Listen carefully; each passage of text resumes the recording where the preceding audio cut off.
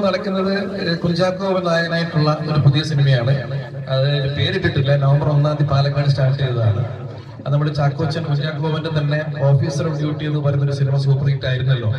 അപ്പൊ അതിന്റെ എഴുത്തുകാരനായ ഷാഹി കബീർ തന്നെ എഴുതുന്ന ഒരു പുതിയ സിനിമയാണ്. സംവിധായകൻ ഒരു പുതിയ ആളാണ്. അപ്പൊ അതിലൊരു വേഷം ചെയ്തുകൊണ്ടിരിക്കുന്നു. ശരിക്കും പറഞ്ഞ് ഇന്നലെ പാലക്കാടായിരുന്നു, ഇന്നലെ രാത്രിയാണ് വീട്ടിലെത്തിയത്. ഇനി ഇത് കഴിഞ്ഞ് തിരിച്ചങ്ങോട്ടേക്ക് ഇങ്ങനെ പോകണം. ഷൂട്ടിംഗ് നടക്കുന്നു. പിന്നെ അത് കൂടാതെ തന്നെ 2 സിനിമകൾ. ഒന്ന് നമ്മുടെ പ്രധാനപ്പെട്ടവർക്ക് എല്ലാവർക്കും അറിയാവുന്ന വാഴ എന്നൊരു സിനിമയില്ലേ, വാഴ. ഇപ്പൊ പിള്ളേരൊക്കെ ഏറ്റവും ഒരു സിനിമയാണ് വാഴ, അല്ലേ? അതിന്റെ 2ാം ഭാഗം ഷൂട്ടിംഗ് കഴിഞ്ഞു. അതിൽ പ്രധാനപ്പെട്ട വേഷം ചെയ്യുന്നുണ്ട്. അത് ഉടനെ തന്നെ റിലീസ് ഉണ്ടാവും. അതിന്റെ ഡബിങ്ങും കാര്യങ്ങളൊക്കെ ബാക്കിയുള്ള വർക്കുകളൊക്കെ നടന്നുകൊണ്ടിരിക്കുകയാണ്. അപ്പൊ അതിൽ വേഷം ചെയ്തു. പിന്നെ മറ്റൊരു പടമുണ്ട്, അതും നമ്മുടെ ചാക്കോസിന്റെയാണ്. ഷൂട്ടിംഗ് കഴിഞ്ഞത് തന്നെയാണ്. പടത്തിന്റെ പേര് ഒരു ദുരൂഹ സാഹചര്യത്തിൽ നിന്നാണ്. എന്നാത്താൻ കേസോട് എന്ന പടം സംവിധാനം ചെയ്ത രതീഷ് ബാലകൃഷ്ണ പൊതുവാണ് നാട്ടുകാരന്റെ പയ്യന്നൂരാണ് അയാളുടെ സ്ഥലം. അദ്ദേഹത്തിന്റെ പുതിയ സിനിമയാണ്. അപ്പൊ അങ്ങനെ സിനിമാ വിശേഷങ്ങൾ അങ്ങനെ പോകുന്നു.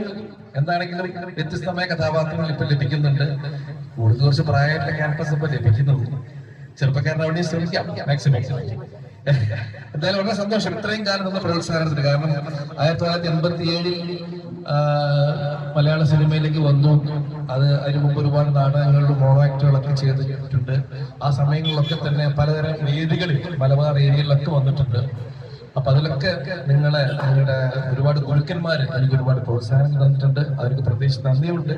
മാത്രമല്ല ഇത്രയും കാലം ഏകദേശം 40 വർഷത്തോളം അടുത്തു മലയാള സിനിമയിൽ. ഇത്രയും കാലം മലയാള സിനിമയിൽ തന്നെ വലുതും ചെറുതുമായിട്ടുള്ള വേഷങ്ങളിലൂടെ നിലനിൽക്കാൻ സാധിച്ചത് തീർച്ചയായിട്ടും നിങ്ങൾ കാണികളുടെ പ്രോത്സാഹനം സ്നേഹവും തന്നെയാണ്. അതൊരിക്കലും മറക്കില്ല. ഇനിയും തുടരും എന്ന് ഞാൻ പ്രാർത്ഥിക്കുന്നു, അല്ലെങ്കിൽ വിശ്വസിക്കുന്നു.